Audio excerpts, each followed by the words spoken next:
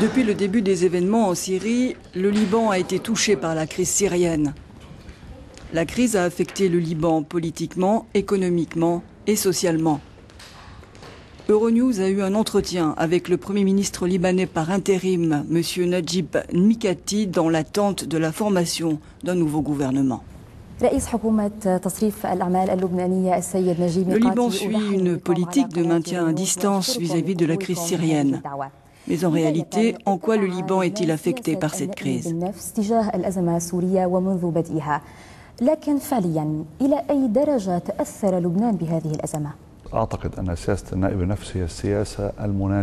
Je crois que l'autodistanciation est la politique appropriée pour le gouvernement et le peuple libanais, s'agissant des développements dans la région. Et les événements en Syrie ont touché directement les Libanais et de façon significative.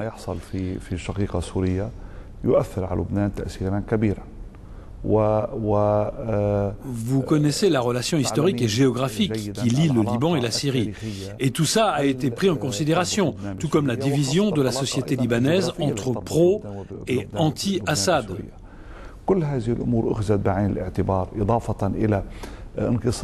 Je pense que c'est la bonne attitude à conserver pour le gouvernement dans le futur.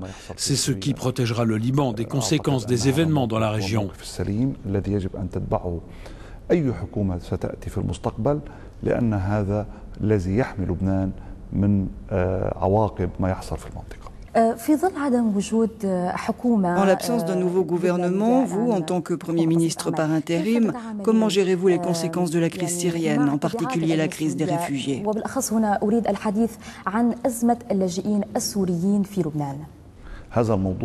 C'est d'abord une crise humanitaire, non politique. Aujourd'hui, quand un citoyen syrien, qui est un frère de notre peuple libanais, cherche refuge au Liban pour trouver un endroit sûr, nous devons répondre à cette demande.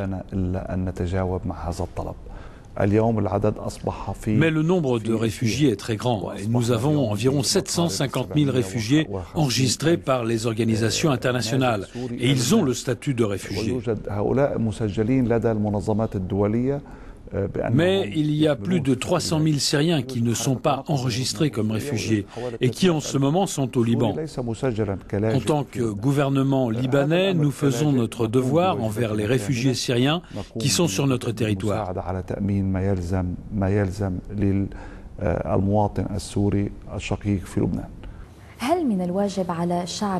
Les Libanais doivent-ils supporter les conséquences de la crise syrienne ?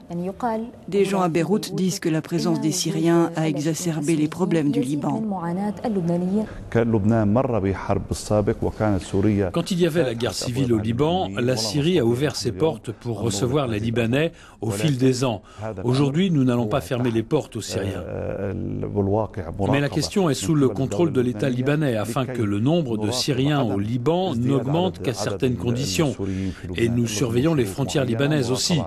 Et donc, chaque Syrien qui se trouve au Liban et n'a pas été enregistré comme réfugié, on étudiera son cas. Le Liban tire-t-il des avantages économiques de la crise syrienne ? Non, au contraire. Selon la dernière évaluation de la Banque mondiale, le Liban souffre de cette crise, qui a un impact direct sur la croissance.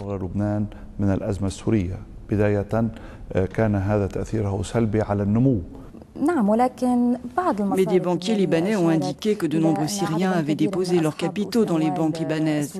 Vous ne pensez pas que cela aide l'économie libanaise ?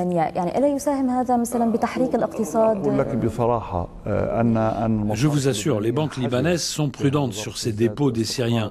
Les banques libanaises font leur travail en contrôlant les comptes et les propriétaires de ces comptes, parce que nous ne voulons pas être mis en doute par la communauté internationale à cause de certains comptes détenus dans des banques libanaises.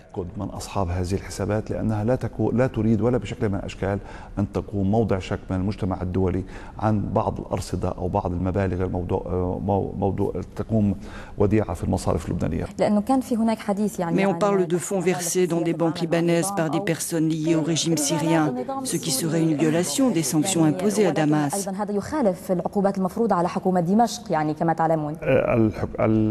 Les banques libanaises vérifient tous les comptes et toutes les personnes qui souhaitent placer leur argent dans les banques libanaises. Et je ne pense pas que les sommes venant de Syrie soient énormes compte tenu de ces mesures.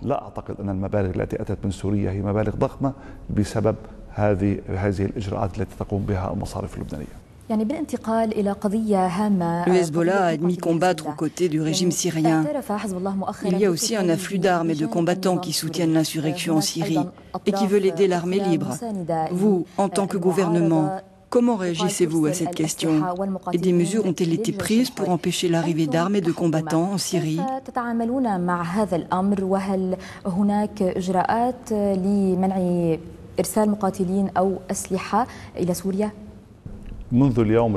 Dès le premier jour de l'implication de ces groupes dans la guerre syrienne, notre appel a été de se retirer, de ne pas s'occuper des affaires syriennes, parce que cela n'apporte rien au Liban. De par ma position, je recherche l'intérêt du Liban. Et donc je renouvelle mon appel à tous de ne pas s'immiscer dans les affaires syriennes, de près ou de loin, parce que cela nuit aux intérêts du Liban. L'Union européenne a classé l'aile militaire du parti Hezbollah comme organisation terroriste. Comment le gouvernement a-t-il pris cette décision?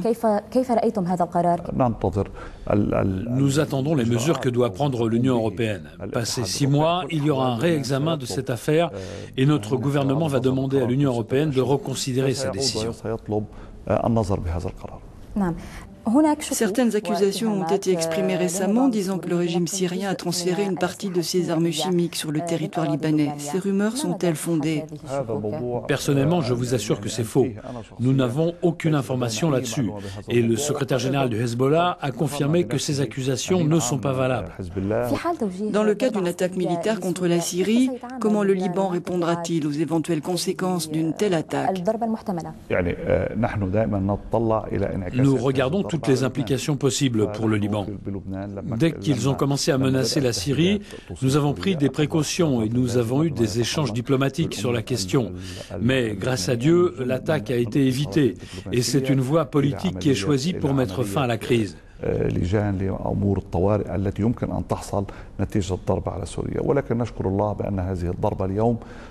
Le Liban a toujours dit qu'une solution politique est la mieux adaptée à ce qui se passe en Syrie.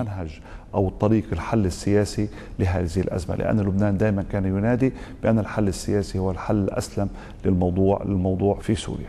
رئيس حكومة تصريف الأعمال اللبنانية السيد نجيب ميقاتي، أشكرك جزيل الشكر على هذا اللقاء. شكرا لك. شكرا جزيلا لك.